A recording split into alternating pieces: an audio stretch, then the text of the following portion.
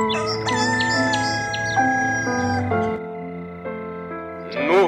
يا asubuhi. وقال الذهبي: وكان محمد يلقب بالجواد وبالقانع والمرتضى.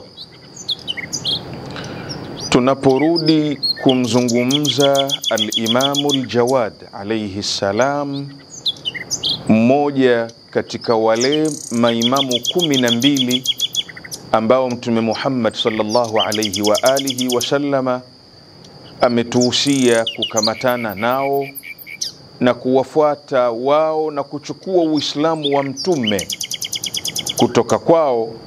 Mmoja wao ni al-Imam al-Jawad Muhammad ibn Ali al-Jawad. Al-Imam al-Dhahabi katika maulama wakubwa wa kisunna kwenye kitabu kinachoitwa Tarikhul Islam na vile vile kwenye kitabu kinachoitwa Al-Wafi bil Wafiyat, anamuelezea al-Imamu al-Jawad. Anasemaje? Anasema alikuwa Muhammad yulaqabu bil Jawad, alikuwa akiitwa katika lakabu zake, katika majina yake mashuhuri akiitwa Jawad, yani mtu karimu, akiitwa al-Qani', mwenye kukinai, akiitwa mwenye kuridhiwa, akiitwa mwenye kuridhiwa, irtadahu Allah.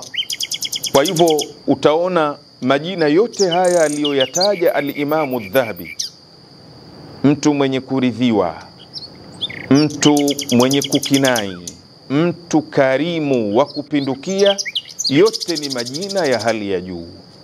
Na hili linakuonyesha kwamba maimamu 12 katika maimamu wa Ahlul Bait alayhimus salam ni watu wametajwa, sio na mashia tu, bali wametajwa na hata wasiokuwa mashia.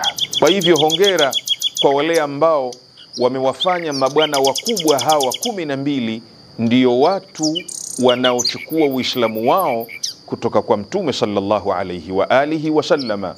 Kana Muhammad yulaqabu bil Jawadi wa bil Qani'i wal Murtada, walhamdulillahi rabbil alamin.